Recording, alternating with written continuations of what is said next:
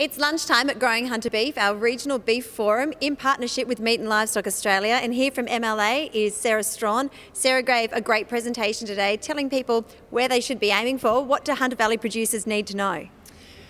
Well, I think it's really important to think about who's actually eating this beef at the end of the day. Producers are really in the driver's seat of the type of quality of beef they'll produce. There'll be 400 people that have a meal out of every animal that they send off to an abattoir, and those consumers are really looking for a certain experience. And producers have full control over that through their genetics, through their handling, and through their nutrition as well.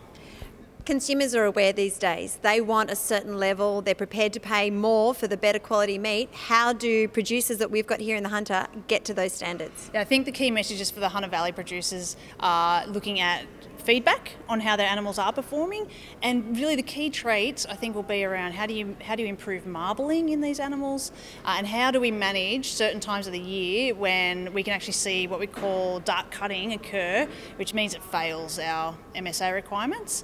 And looking at last year's trends, that was January, the beginning of this year, so I think it's a bit of a heads up, and let's think about what might happen coming into summer this year. It's been a tough period here in the Hunter. There's been a lot of change in what decisions people have had to make. There's had to be some really hard decisions made.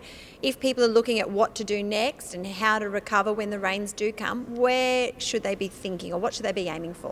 Look, even though it's been it's been the driest September on record, and that is tough when we're talking about nutrition is one of the key elements. You know, producers are making decisions around genetics right now. That's in 3 years' time is the outcome of that. So you shouldn't be taking the eye off the ball right now, because producers can really influence when it will rain again, and producers will be prepared for that. You spoke about how the Hunter prepares. You gave some stats about where we are. Where do we fit into the beef cattle game?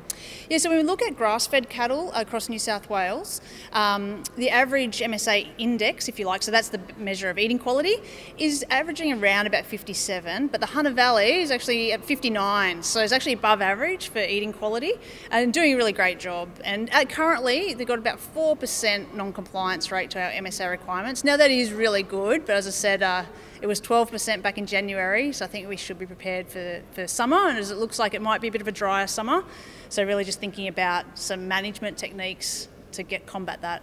What are those sorts of management techniques? Yeah, I think if we can look at acknowledging that supplementary feed is expensive, but whether it's looking at supplementing, we need to think about can we turn those cattle off younger as well, and you know, low stress handling is just another key one as well.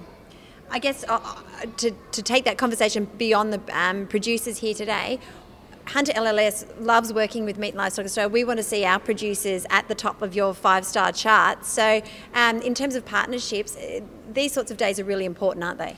Absolutely. This is excellent. The attendance here today has just been amazing. And I think what also helps is actually joining the information that LLS and MLA can give around on-farm techniques, but joining the dots, if you like, about what does that mean for the processor who's receiving these cattle, what's it mean for the consumer. I think that's the attractive part, is actually having the partnerships just makes the message more meaningful. And I think having the producers out here today eating the quality beef and thinking outside the square, hopefully it will lead to them coming up on your charts.